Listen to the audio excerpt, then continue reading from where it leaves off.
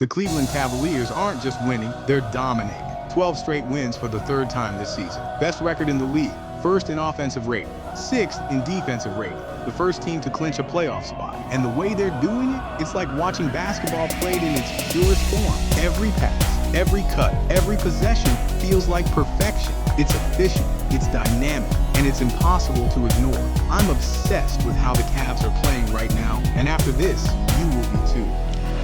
LeVert bounces off the Struth, gets it back in the corner. He fires a three and knocks it down. The Cavs' recent resume is impressive, especially considering how far they fell after LeBron James left in 2018. From a brutal 19-46 finish in 2020, they've clawed their way back with 3 straight winning seasons, peaking at 51-31 in 22-23. For the first time since LeBron's departure, they've secured back-to-back playoff berths, capped off by a gritty 2024 campaign that gave them their first playoff series win without him since 1993.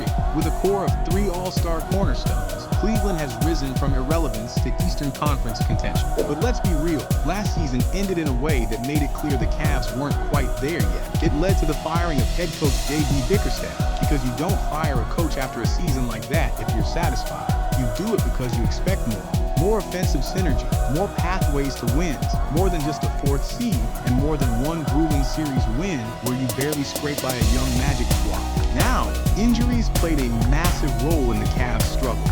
Donovan Mitchell, Darius Garland, and Evan Mobley missed a combined 84 games. And when you throw in Jarrett Allen, the team's core 4 only shared the court for 392 minutes all season, yet they still managed 48 wins, thanks in part to the East being weaker than the West and a deceptively deep roster featuring guys like Darius Garland, plus multiple 40% three-point shooters like George Niang and Sam Merrill. Each of the last 2 seasons, Mobley works on Reed, goes across the foul line. Niang pushes up a 3, that's perfect. They battled past Orlando in 7 games, winning a Game 7 on the road. But in the next round, those injury issues reared their head again against the Celtics. But let's be honest though, injury or not, Boston's quality and depth were just too much. That's why the front office cleaned the house and brought in a new coaching staff to fix their offensive woes. Even beyond that, many around the league expected a roster shakeup, specifically in the backcourt. The supposed incompatibility of 2 high-usage guards in Mitchell and Garland, plus rumored chemistry issues, made Garland the likely trade candidate. By the offseason, they only made one major move, hiring a new head coach in Kenny Atkinson, and had a quiet summer otherwise. Trade rumors around Darius Garland fizzled out within weeks, and after the NBA draft, there wasn't a hint of any blockbuster deals. Instead, they bet on continuity, extending Donovan Mitchell, Evan Mobley, and Jarrett Allen, signaling confidence in their core rather than a roster shakeup. Some saw this as a mistake given the Knicks and Sixers made aggressive moves, while rising teams like Indiana and Orlando threatened to push Cleveland further down the standings. But fast forward to the 2024-25 season, and the Cavs have shattered those doubts. They're sitting at the top of the NBA as the number 1 seed. They own the league's highest offensive rating at 122.9. They lead in points per game with 123.1 and points per 100 possessions with 122.89. Mitchell against Hauser, crossover. Mitchell feeling it, step back, puts it up, punch ahead. And they're doing it with absurd efficiency. First in 3-point percentage at 39.3%, second in field goal percentage at 49.6%, first in effective field goal percentage at 58.6%, and first in true shooting percentage at 61.5%, all on the back of a refinement of their play style, the reinvention of proven stars, and the emergence of unlikely heroes. The difference between this Cavs team and last year's version is night and day. Same core, same rotation, but this isn't the 2023-24 Cavaliers. And it all starts with one major offseason move, the hiring of Kenny Atkinson. Atkinson brings a wealth of experience. Golden State's lead assistant during their 2022 title run. Steve Kerr's most trusted voice on the bench. The architect behind Brooklyn's unexpected resurgence a few years ago. And fresh off leading France to a silver medal in the 2024 Olympics, nearly taking down Team USA in the process. His track record speaks for itself. Even before his arrival, the Cavs were already a strong team. The defense was never in question as Evan Mobley remains a perennial Defensive Player of the Year candidate. Jarrett Allen continues to be one of the league's most underrated rim protectors. The real challenge was unlocking the offense, maximizing Donovan Mitchell, Darius Garland, and Mobley, while figuring out how to make the Mobley-Allen frontcourt functional on both ends.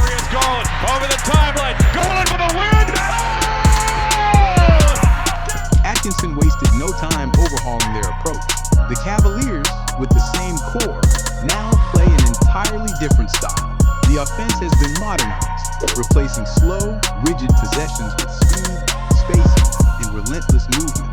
More transition play, more early shot clock threes, and more pressure applied to opposing defenses. 2 years ago, this team somehow ranked 8th in offensive rating while playing at the slowest pace in the league, ranking 24th in three-point attempts and sitting in the bottom half of the league in assist percentage. Injuries derailed them last season, dragging their offensive rating down to 16th, but the signs of improvement were there. Now those adjustments have fully materialized this season, and Atkinson's biggest impact has been in pushing the tempo. The Cavaliers have gone from one of the slowest teams in the league, ranked 22nd in pace last season, to playing the 5th fastest pace in the NBA. The focus is on getting out in transition, moving the ball quickly, and keeping defenses on their heels.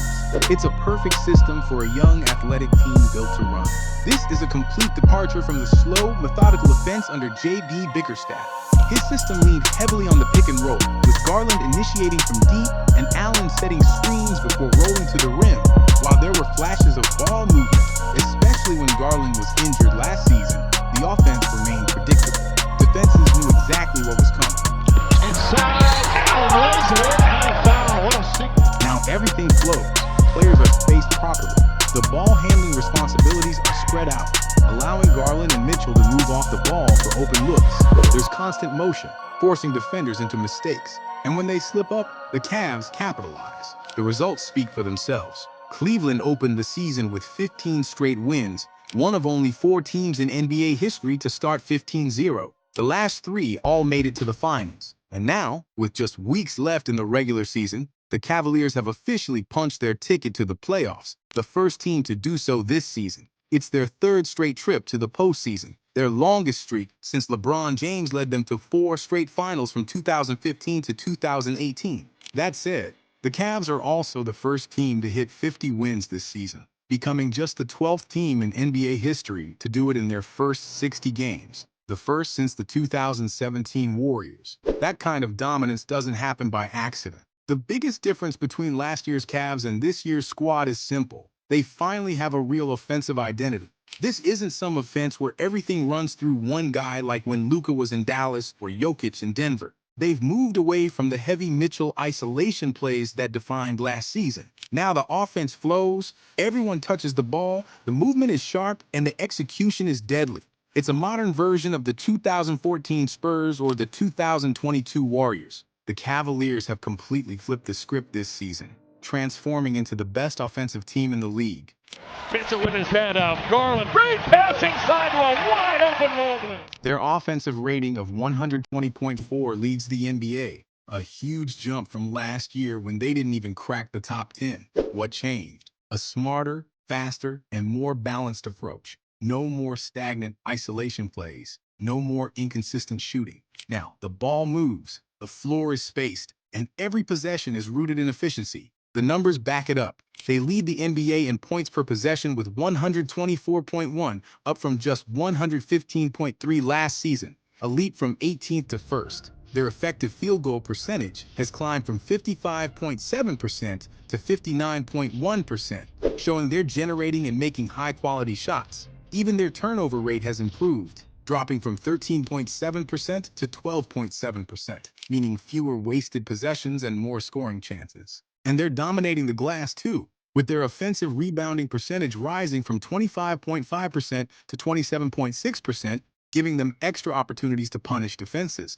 It's not just about the numbers, it's how they're getting them. The Cavs are elite at attacking the basket, ranking among the league's best in drives and paint touches. They're averaging 29.2 points per game off drives, finishing at an efficient 51.9%. When they get into the paint, they're nearly automatic, shooting 73.9%, a number that would make even prime Shaq jealous. But they're not just bullying teams inside, they're also thriving in the mid-range, converting 66.3% of their elbow shots, making them one of the most well-rounded scoring teams in the NBA. Compared to the rest of the league, Cleveland's offense isn't just great, it's on another level. Their assist-to-turnover ratio of 2.1 ranks among the best, proving their ball movement is crisp and controlled. Their effective field goal percentage of 58.6% is far ahead of most teams, showing they aren't just taking good shots, they're making them. Whether in transition or the half court, the Cavs are playing at an elite pace while keeping their offense disciplined and precise. Now that the numbers show just how dominant the Cavs have become, it's time to highlight the players making it happen, starting with Evan Mobley. From day one, we knew Mobley could anchor an elite defense, but his offensive game, that's where people were waiting for real growth. This season, instead of forcing himself into a three-point shooter, he's embraced a role that actually fits his skill set, and it's paying off in a big way. Atkinson has given Mobley the freedom to handle the ball more, unlocking new ways for him to score and create for others. The offensive player creating a mismatch. Evan Mobley in the basket. He works on Cody Martin. He's not just standing at the elbow waiting for a pass anymore. He's initiating plays from the perimeter, attacking defenders off the dribble, and making quick reads like a seasoned playmaker. The goal was never to turn him into a volume shooter from deep. Instead, he's taken a page from Draymond Green's book, running the floor after rebounds and becoming a key facilitator in the half court. The impact is obvious. Mobley's usage rate is up 15%, and he's putting up career highs across the board: 18 points, 9.3 rebounds, and 3.1 assists per game. He's also doubled his drives per game compared to last season, bullying defenders with his length and athleticism. In transition, he's a nightmare, taking the ball coast to coast like a big man who forgot he's not a guard. Break it down however you want. Elite finishing at the rim? Check. Improving as a playmaker? Check. Still one of the best defenders on the planet? Absolutely. In his fourth season, Mobley has made his defensive dominance undeniable while finally evolving into the kind of offensive force everyone has been waiting to see. But if there's one player who has been the rock for the Cavs, it's Donovan Mitchell. A six-time All-Star, he consistently delivers 24 to 25 points per game. This season, his minutes, shot attempts, and usage are all down, yet his production remains just as strong. Mitchell is averaging 24.4 points, 4.8 assists, and 4.3 rebounds while shooting 45.6% from the field and 39.2% from three. Even with fewer touches, he continues to put up all-star numbers. He is getting more assisted baskets, allowing the offense to work for him instead of always creating his own shot. Thrown away right to LeVert. Mitchell has his head up, takes LeVert. Oh, my! His transition play has also been a key factor, attacking the rim for layups or kickouts with his signature blend of power and finesse. The Cavs are finally playing winning basketball. Despite being on multiple 50-win teams in Utah and Cleveland, Mitchell has never reached the conference finals. This season, the Cavs are playing at that level, and his willingness to take a step back has helped make them a more complete team. Mitchell still leads the team in scoring, takes the most shots, and remains the primary offensive weapon. At the same time, he is sharing the load, allowing teammates to thrive, and incorporating more off-ball movement,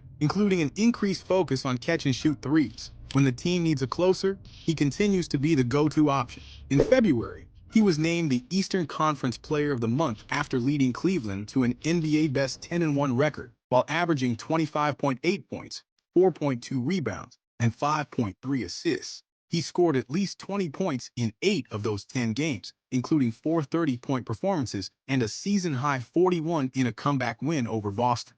This season, Mitchell is thriving in a system built on ball movement, spacing, and teamwork. Recent NBA champions, including the 2024 Celtics, 2023 Nuggets, and 2022 Warriors, have succeeded with this approach, and the Cavs are following the same formula. At the end of the day, both the numbers and the eye test suggest that the Cleveland Cavaliers are the closest thing to the Warriors we've seen in the last decade. Most people aren't ready for that conversation, and it's understandable. The Cavs still need to prove they can sustain this level of play in the postseason. This team doesn't revolve around one superstar. They move the rock. They sacrifice touches. They lock in on defense. And the results? They speak for themselves. Last 8 shots. Here's Mitchell through the lane. Whirls it up and in. The Cavs are winning at a historic rate, with an offensive system that's as smooth as it is relentless. Whether people want to admit it or not, Cleveland is playing basketball at a championship level. Now, the only question left is, can they finish the job? The Cavaliers still have a long road ahead before they can truly call themselves finals-bound. The East is stacked with battle-tested contenders like the Celtics, Bucks, and Knicks, all ready to shut that conversation down. But here's the thing. Cleveland is built to take on anybody. Donovan Mitchell has played himself into the MVP conversation. Evan Mobley is making a legitimate case for Defensive Player of the Year in just his 4th season.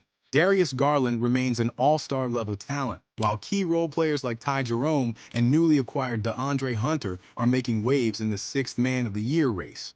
This team isn't just winning, they're dominating, as proven by their 12-game win streak and their grip on the top spot. The Celtics may still be the kings of the East, but Cleveland is knocking on the door, and they're not asking for permission. Are we witnessing the next great NBA team quietly taking shape? Drop your thoughts in the comments. And if you're as locked in on the Cavs as I am, don't forget to hit that like button, subscribe, and turn on notifications for more in-depth NBA breakdowns like this.